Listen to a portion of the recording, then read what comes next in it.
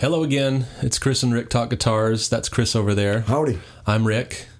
Today we're going to talk shop, guitar shop specifically. I get it. Our love-hate relationship with guitar shops. Everybody does have Mostly these feelings. love. Mostly love, I think. But some hate. Some real hate. Because it's not you and I talking about something unless there's some level of angst or anxiety or not hate, but well, I guess maybe something. Yeah, word. hate's a strong word. But yeah, Contempt. Contempt. Oh, I like that word. That's good. So guitar shops it's a plethora of things that we could talk about, but a lot of times what keeps me out of guitar shops is pushy salespeople or just the amount of stimulus going on. Like, we're not going to mention any names of any shops because we decided to do that. But I remember going to some shops just like with so much going on, like some person playing drums, some person playing guitar. I think we can figure out and, what shop you're talking about with that description. Well, that's fine. That's fine. But I won't mention any names.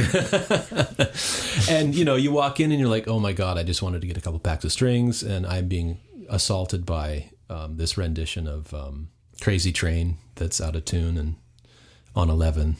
And so I turn around and go order it online or something. How about you? I love guitar shops, and Ooh, I can remember harking back to the first day when I got my first guitar in a little mom and pop shop, in Michigan, and just like and that's something. Guitar shop is something for me as I go on my path through this life. Right, I can still feel like a kid in. You know what I mean? True. It's great. Yeah, there's some real joy there, but I get what you're saying about the annoying parts, which we can talk about. But we will. Mostly, it's just I love guitars. And where do guitars live? They live in guitar shops. I know. So I don't frequent them as much as I used to, but we do have a killer one here in West Seattle that I go to any chance I get. And there's like one downtown that I'll go to any chance I get. So... And it's great. It's awesome. But you mentioned something that's a key point now. And now, in this modern world in which we live in, I know. you can buy things online. Yeah. And so I think what the natural path for someone like me is things like strings and other shit. You get them online because, a drone will drop them off in 20 minutes at your house.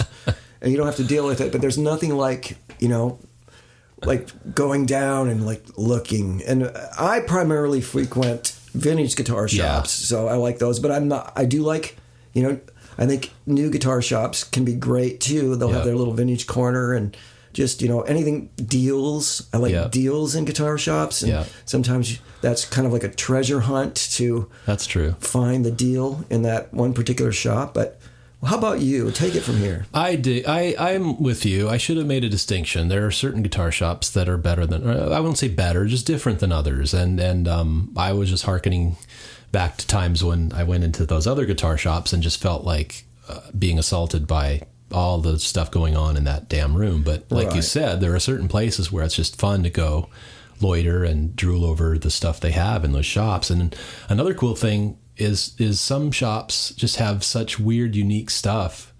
It's really fun to just be in there and look. It's not stuff I would ever buy, but it's like, oh man, they have, like, there's one in Sodo that you and I have gone to several times, South Seattle, or Georgetown. Oh, Georgetown, yeah. And it's a really cool little shop, and they usually have just a weird array of all kinds of different things, but they'll usually have a couple things in there that catch my eye, and it's fun because it's like, where the heck did they get this stuff? I have no idea, but like you, I'm the same way. I love guitars, and the guitar shops have these stuff, but I have in the past just been put off by certain people who think it's their job to like pester me until I buy something or pester me until I leave the store, or because I'm a curmudgeon and it's like, I just want to come. I really am just looking, Right. I mean, if I see something I really like, I'll probably buy it, but I'm not going to buy this $20,000 guitar or that, but yeah. So for me, it's like, I do get joy out of going to them still because I just love to look at all these cool things, but certain ones, I just don't want to go to anymore. And exactly, for certain things, I'll just order stuff online, and it's so much easier for me to do.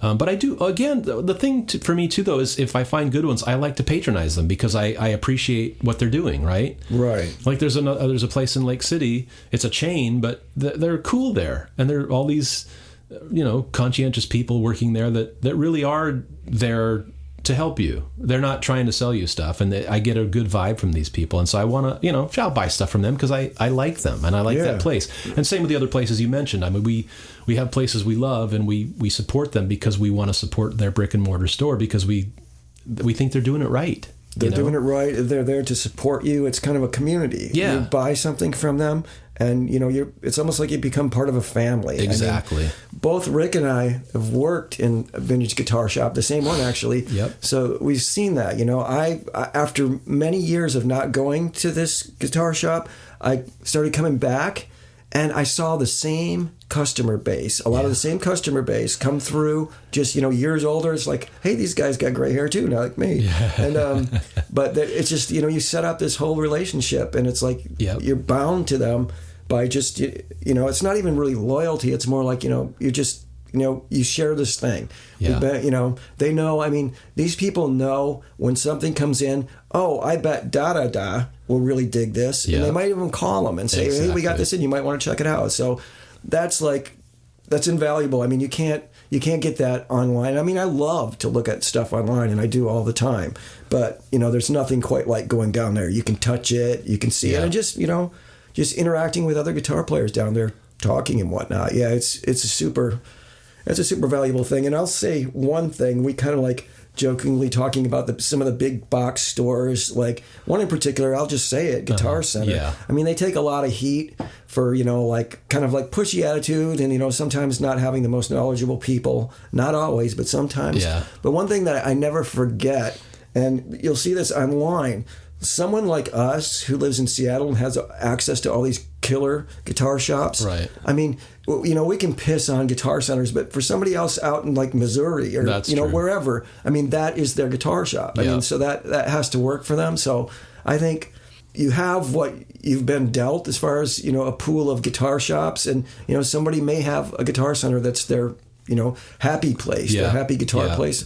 And that's great. I mean, this Guitar Center that just moved, that was down here, that's where I got my Junior. I went in there for strings. I mean, it was just like an impulse buy, and I've seen things in there that were really good deals. Sometimes some like used stuff, slightly vintage used stuff. I'm like, I wonder if they know what this is, because it was like super reasonable. Right. So there's deals to be had, and that's part of the whole guitar store game for me.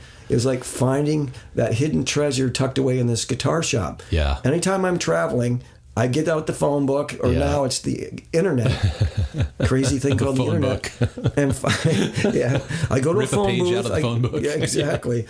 But no, because I love to visit them. They, like you said, they all have their own personalities. Yeah, and it's a joyous place for me, even at my age. And you bring up a good point. I mean, I'm just thinking about the negative experiences I've had, but that's a great point. I mean, we're spoiled. I mean, we're in this location where music is a big thing. There are a lot of musicians here.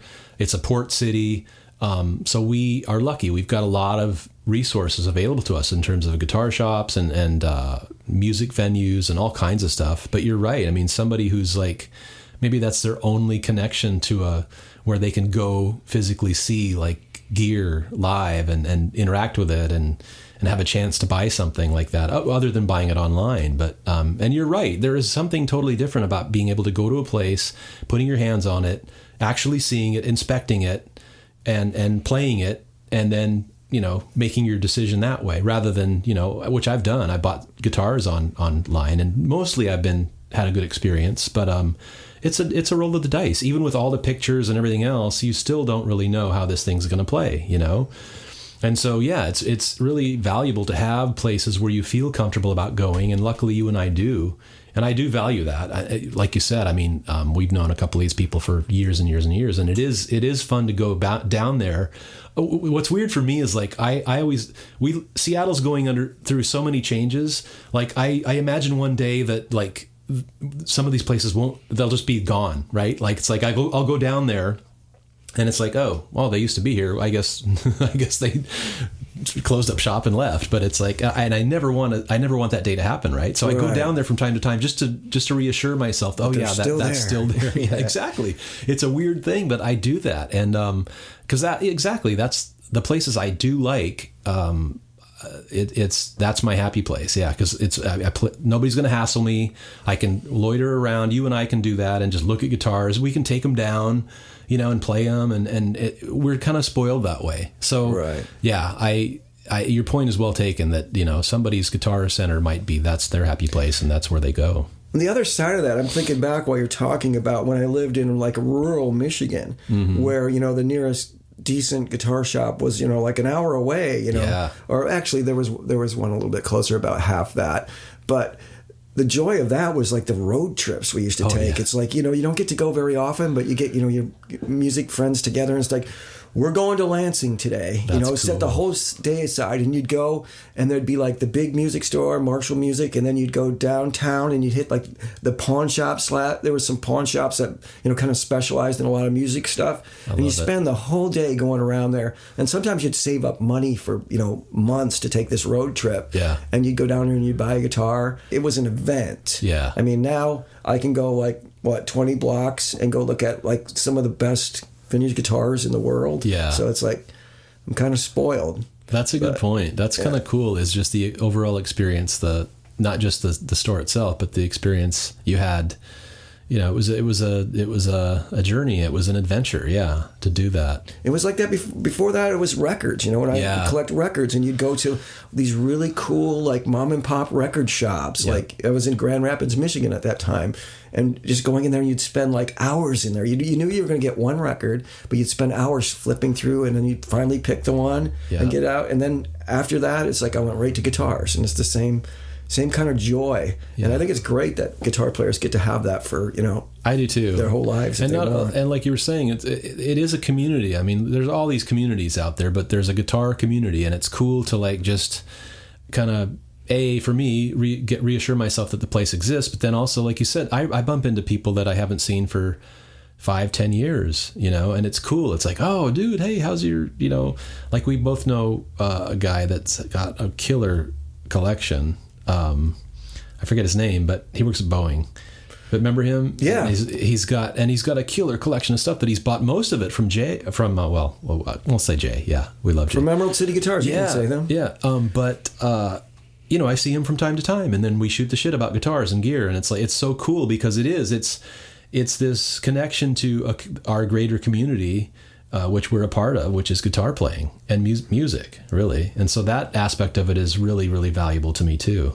Yeah, I remember working down there, kind of the community associated with that. Everybody knew whose band was doing what at what time. Band members would bring in, their tapes. This is back when tape was a thing. You might have to wiki that. Yeah. But cassette tapes. They'd bring their tapes, and we'd play them at the shop. It was very exciting. It was a very community-based thing. Yeah. One of the things that's pretty interesting, probably before I came out here, I dreamed of working in a guitar store. I just thought that would be the end-all, be-all job of all jobs.